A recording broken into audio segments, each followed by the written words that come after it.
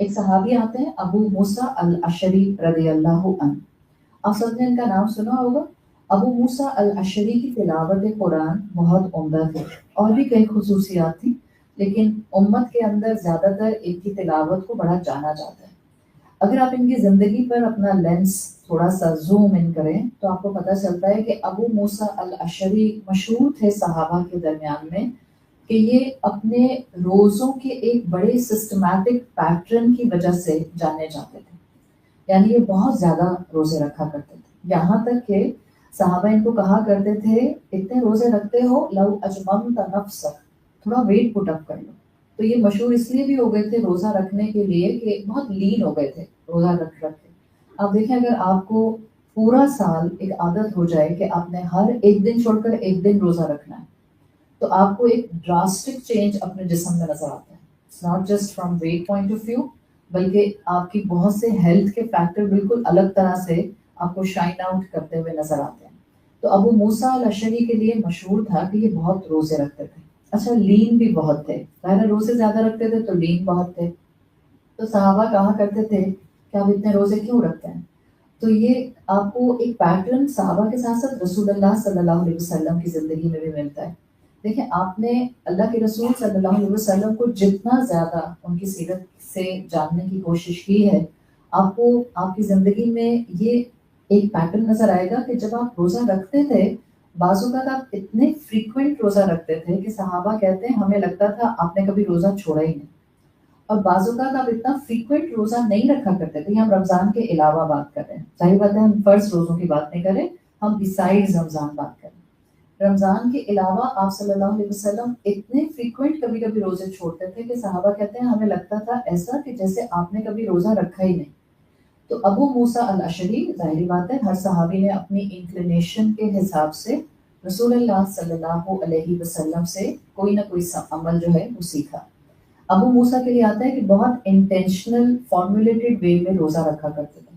اور جب ان سے پوچھا جاتا تھا کہ آپ اتنے روزے کیوں رکھتے ہیں تو ان کا ایک بڑا آپ کو فیمس جملہ ان کی سیرت میں ملتا ہے. یہ کہا کرتے تھے انما یسبق من الخیل المدمرہ، وہ گھوڑا جو ریس جیت جاتا ہے وہ مدمرہ ہوتا ہے. اب آپ کو معلوم ہے کہ گھوڑوں کی ریس اور گھوڑے یہ عرب کا کلچر تھا. عرب بہت عام طور پر گھوڑوں کے ساتھ ریسز کروایا کرتے تھے. آپ کو یہ بھی معلوم ہوگا، آپ نے کئی دفعہ سنا ہوگا کہ رمضان کے مہینے کا نام رمضان بھی اس لیے پڑا تھا کیونکہ یہ بھی عرب کی ایک پرانی اصل میں گھوڑوں کے ہی نسلوں کے ساتھ چلنے والی ایک کسٹم تھی. تو یہی کہا کرتے تھے کہ اصل گھوڑا وہ ہوتا ہے یا جیتنے والا سبقت لے جانے والا گھوڑا وہ ہوتا ہے انما یسبق من الخیل، گھوڑوں میں سے جو مدمرہ ہوتا ہے.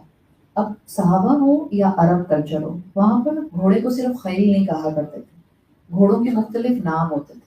مدمرہ is a very rich term for the horse ان آپ کہہ سکتے ہیں عرب کلچر. مدمرہ ایک ایسا گھوڑا ہوتا تھا جو بڑا لین ہوتا تھا اور اس کی ڈائٹ کا خاص خیال رکھا جاتا تھا. ریس کا گھوڑا ہوتا تھا، زیادہ تر یہ ریس میں جیتتا تھا.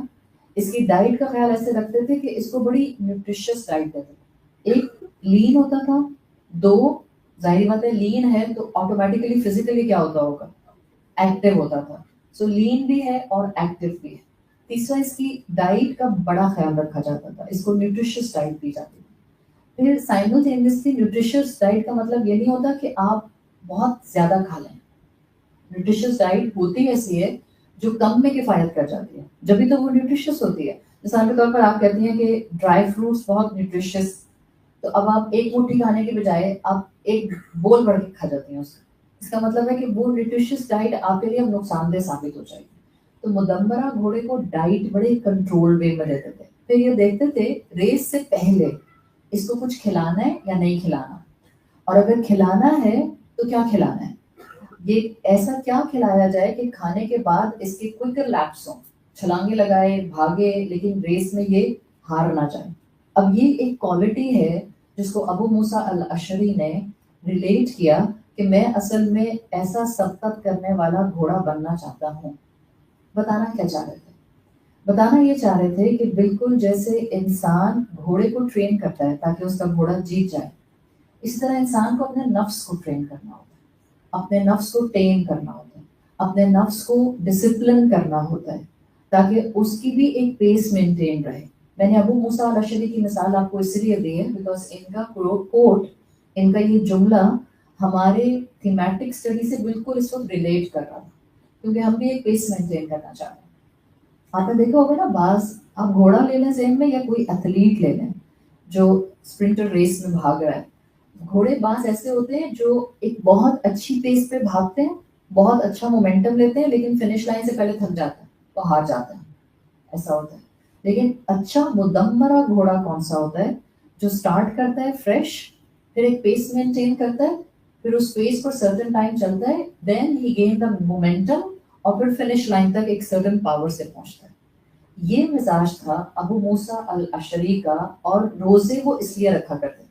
ان کا مقصد تھا کہ میں اپنے نفس کو ٹرین کرنا چاہتا ہوں، اور میں ایک ایسی کوشش زندگی میں کرنا چاہتا ہوں جس میں میرا اللہ کے ساتھ تعلق کانسٹنٹلی ایک ہی جیسا رہے، اسٹیگنیشن بھی نہ ہو اور ڈکلائن بھی نہ آئے.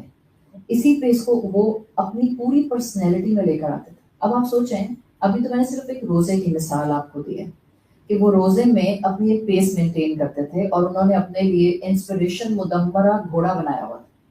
اب ہم بھی یہ کہتے ہیں کہ ہم اپنی ایک پیس اللہ سے تعلق ہی مینٹین کرنا چاہتے ہیں، تو اس کے کئی ایسپیکٹ ہوتے ہیں. ظاہر ہے آپ اللہ کے ساتھ اللہ کے کلام کے ذریعے جڑتے ہیں، اس لیے کہ کتنا اسٹرانگلی میرا اللہ سے تعلق ہے، اس کا سب سے پہلا امپلیکیشن مجھے قرآن سے تعلق میں نظر آتا ہے، کتنا زیادہ میرا قرآن سے تعلق ہے. اب جب آپ ابو موسیٰ الاشعری کو دیکھیں گی تو آپ کو پتہ چلے گا کہ ان کا یہ اللہ سے تعلق، ان کی پوری پرسنالٹی، ان کے پورے خیالات، ان کی پوری گفتگو میں ریفلیکٹ کرتا ہے. یہ اپنی بیوی سے کہا کرتے تھے، شد راہ لکھ، اپنا سفر تیار کر کے رکھو، یا اپنے سفر کی تیاری کر کے رکھو، اپنے بیگ کو تیار کر کے رکھو. کون سے سفر کی بات کرتے تھے؟